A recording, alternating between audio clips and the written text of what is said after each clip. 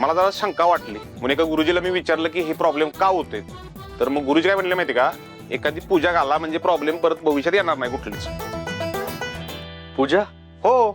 अरे कसं असतं माहिती का, पूजा घातली की भविष्यात तुम्हाला अडचण येणार नाही, कुठली प्रॉब्लेम येणार नाही, प्रॉब्लेम सगळे दूर होणार. काय नाही, एक गुरुजी बोलवायचे आणि पूजा चांगली घालायची, चार लोकांच्या तो पाणी घालायचं आणि जेवण वगैरे करायचं बस. नाही नाही, त्याची काय गरज. काय नाही बलमा, एकदम बरोबर बोलतेस. आता नव्या वास्तूत आले तर पूजा पण घालूया की. बर ठीक आहे.